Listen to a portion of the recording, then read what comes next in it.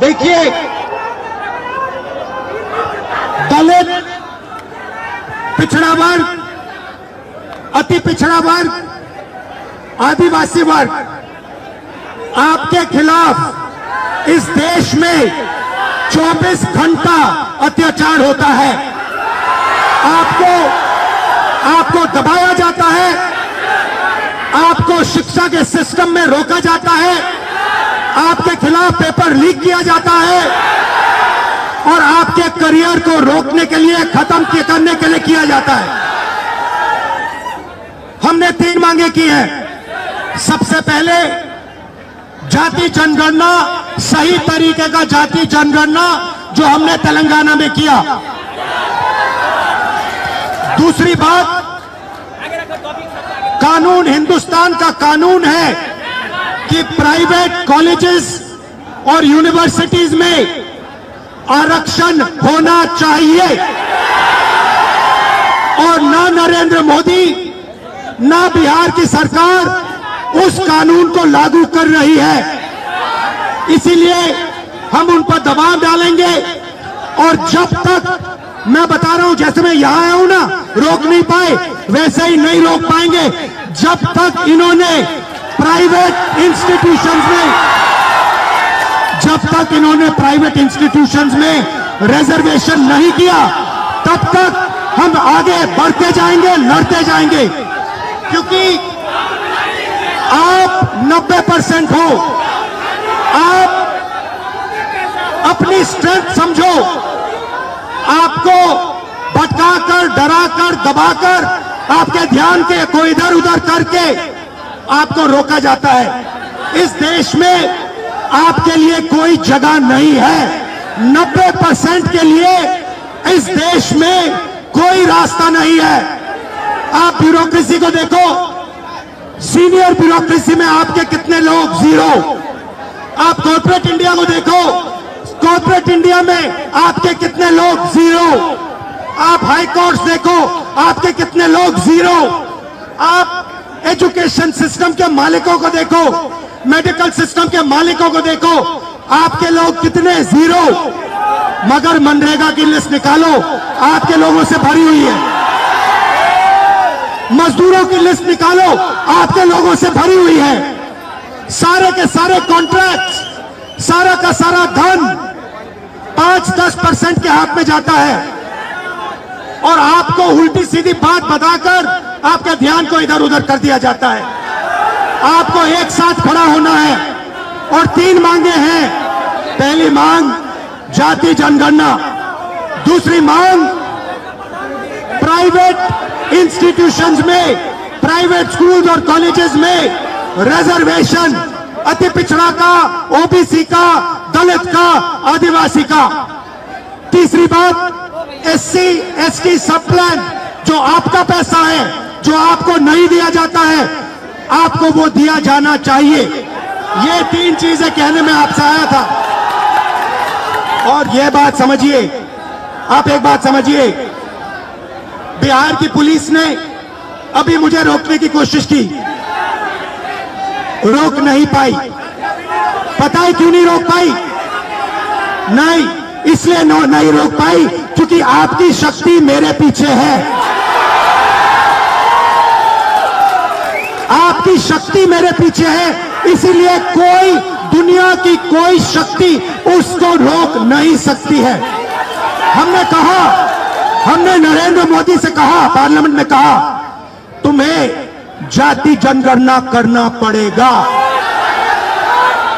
हमने उससे कहा कि तुम्हें संविधान को यहां माथे पर लगाना पड़ेगा। नरेंद्र मोदी जी ने आपके दबाव से डरकर जाति जनगणना हिंदुस्तान में घोषित किया है। आपके दबाव से डरकर उन्होंने कॉन्स्टिट्यूशन अपने माथे पर लगाया है। मगर वो लोकतंत्र के खिलाफ हैं, संविधान के खिलाफ हैं, जाति जनगणना के खिलाफ हैं। और जो 90% हिंदुस्तान की गरीब आबादी है, अति पिछड़ा, दलित, आदिवासी, माइनॉरिटीज, ये इन सब के खिलाफ है। ये अदानी अंबानी की सरकार है, ये आपकी सरकार नहीं है। आपने इतने प्यार से मेरी बात सुनी, इसके लिए आप सबको दिल से बहुत बहुत धन्यवाद। मैं जानता हूं SC ST अति पिछड़ा हॉस्टल्स में यहां क्या होता है।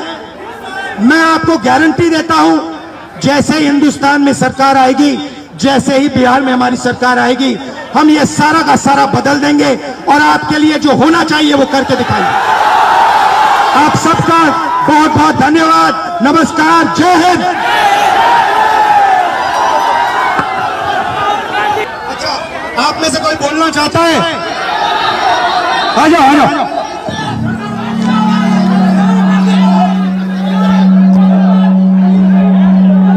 आपका नाम? प्रदीप सर, प्रदीप। यहाँ पे आपके हॉस्टल में क्या हालत है, थोड़ा बताइए मुझे। सर हॉस्टल की हालत बहुत खराब है, हॉस्टल की हालत बहुत दयनीय है। हम लोग बहुत बुरी स्थिति में रहते हैं सर। यहाँ की जो प्रशासन है उसके द्वारा बीच बीच में मानसिक प्रताड़ना दी जाती है हॉस्टल को खाली करवाकर। सर आपसे बहुत उम्मीद है, आपसे उम्मीद इसलिए है कि आप नेता प्रतिपक्ष है और आप हमारे देश के अगले यशस्वी प्रधानमंत्री है सर, तो आपसे बहुत उम्मीद है सर। आपके साइड से, आप सबके साइड से लोकसभा में मैं कौन सा मुद्दा उठाऊं?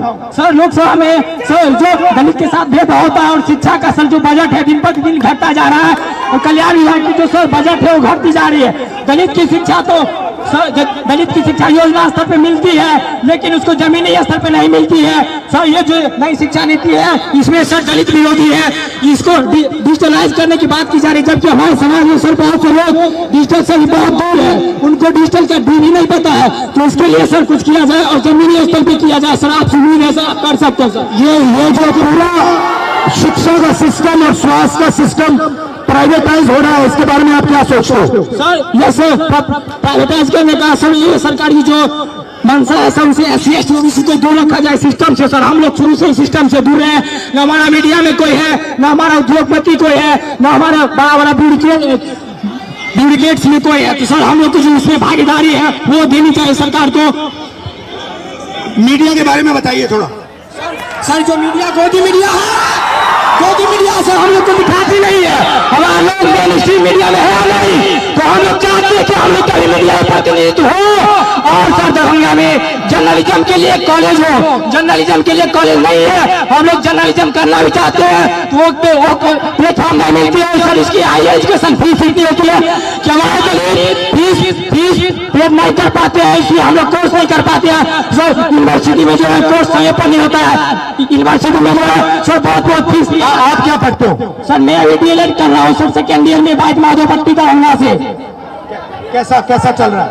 सर DLED तो ठीक चल रहा है लेकिन सर आगामी TRE 4 है जिसमें 23-25 वालों को मौका मिले, इसके लिए भी हम लोग प्रोटेस्ट किए हैं सर, कर रहे हैं सर। और माता पिता क्या करते हैं, भाई बहन कितने हैं? सर मेरे माता पिता सर, मम्मी तो गृहिणी है, पापा एक मामूली ड्राइवर है सर। पापा जो है 300-400 दिहाड़ी पे काम करते हैं सर। हम लोग बहुत गरीब तबके से आते हैं, अगर ये हॉस्टल नहीं होती तो हम लोग को एक ऐसा प्लेटफॉर्म नहीं मिलता, हम लोग नहीं पढ़ते, इसलिए ये हॉस्टल है। और सर एक और मांग आपसे हम लोग करना चाहेंगे कि सर ये हॉस्टल है, हम लोग यहाँ मैट्रिक इंटर ग्रेजुएशन कर लेते, क्या मैट्रिक इंटर ग्रेजुएशन के लिए हम लोग को नौकरी मिलेगी? नहीं मिलेगी। तो कंपटीशन के लिए छात्रावास होना चाहिए, PG छात्रावास दलितों के लिए होना चाहिए, जिससे कि हम लोग आगे की पढ़ाई कर सके और देश के विकास में अपना योगदान दे सके सर। भाई बहन और पापा मामा से मेरी नमस्ते कर दूंगा।